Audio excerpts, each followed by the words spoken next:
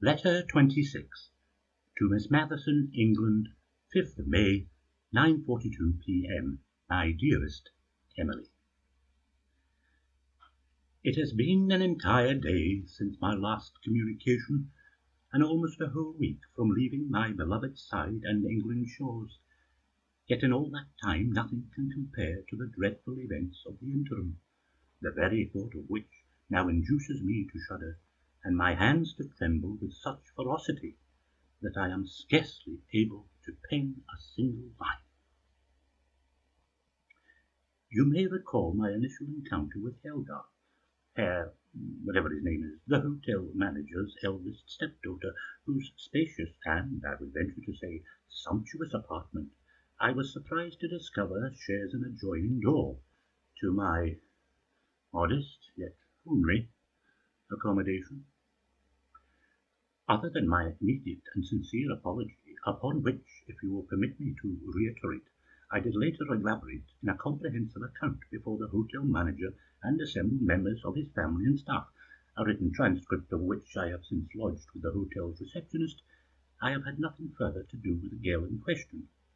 That is, and pray do not alarm yourself, my dear, for on this occasion I am completely innocent of impropriety until this morning. I was aroused early from the deepest slumber by a thunderous commotion in the adjacent room. Having recently grown accustomed to the morning manners that prevail in many, if not all, continental hotels, I was not unduly alarmed. However, the magnitude of this latest disturbance was quite unprecedented in my experience, and so prolonged that it became impossible for any conscientious soul to innocently ignore. Therefore, reluctantly, I was compelled to rise, and, when decently attired, make haste with my investigations as to its origin. It was with a certain degree of caution and some trepidation that I tentatively approached on my toes the door beyond which evidently lay the source of the uproar. There I hesitated, and suddenly thought it more discreet, if not advisable considering my most recent indiscretion, to advance upon the scene indirectly, from the corridor,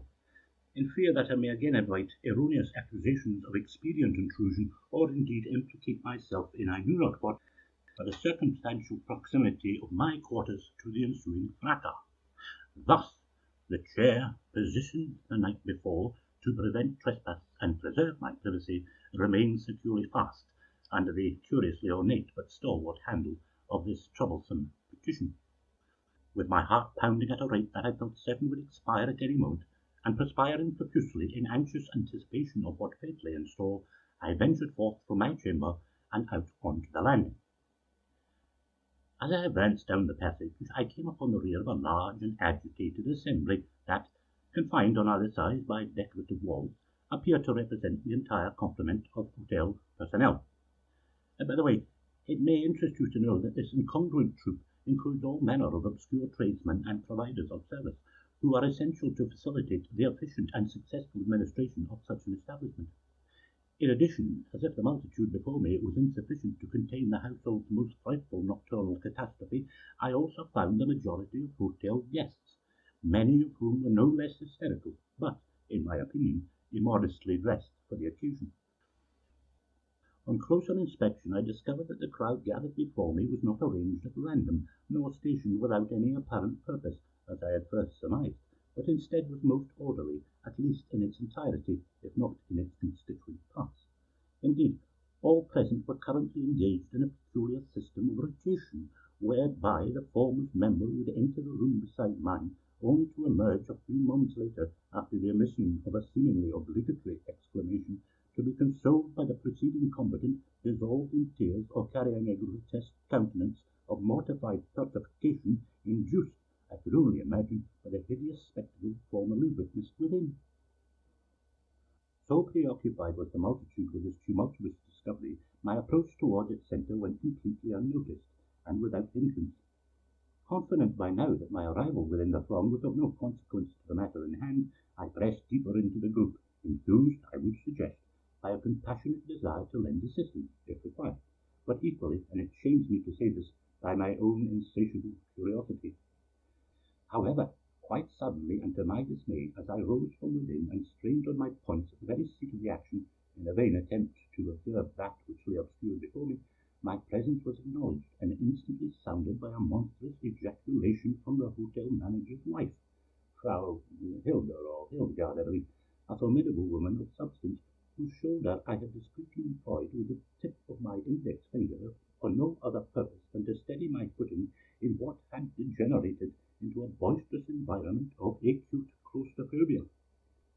I recoiled from my verbal assailant with equal consternation, and, like a brute from the trap, took to my heels and fled headlong down the corridor, hotly pursued, I might add, by a murderous rabble, armed to the teeth with a terrifying arsenal of buckets, mops, a variety of kitchen utensils, the purpose of which still eludes me, and even, if memory serves, a garden spade, each to a man hell-bent on my destruction. Indeed,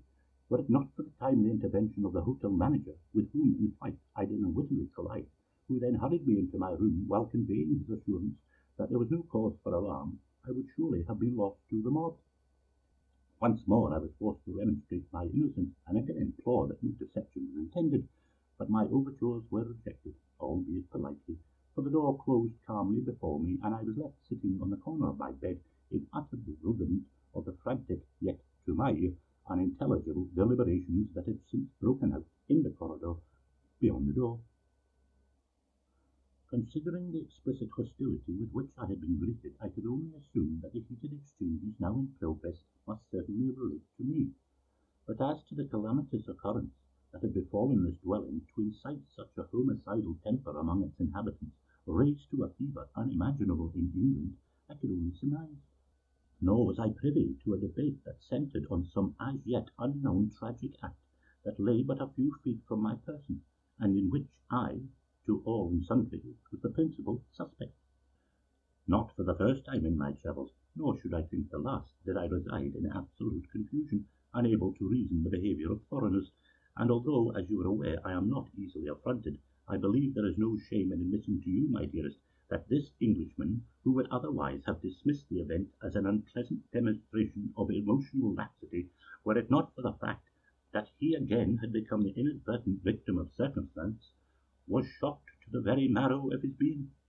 Indeed, such was his surprise, the gentleman at issue was thrown into a state of acute delirium that induced an absurd posture of semi-paralysis for a period of somewhere between 20 minutes and half an hour. At length I recovered, although my composure was not yet restored, and still, I might add, remains but a shadow of its former self.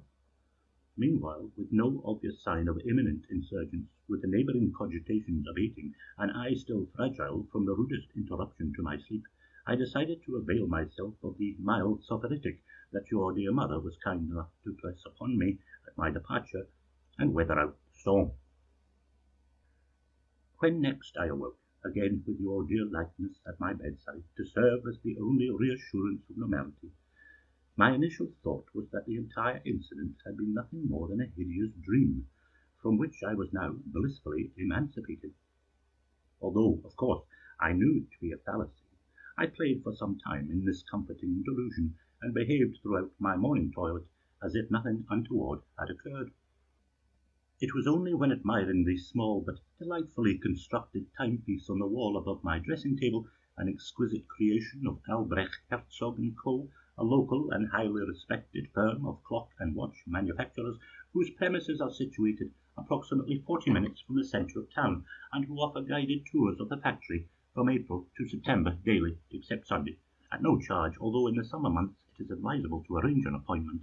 I suddenly gasped for breath as, good heavens! I exclaimed aloud. It was now 10:30, and half the morning gone already. The carriage that would have conveyed me to the home of my client had certainly left promptly at 9, as I was assured it would by the hotel's receptionist, a man of great exactness, with the finest yet, to my eye, sadly illegible copperplate that I have so far encountered abroad.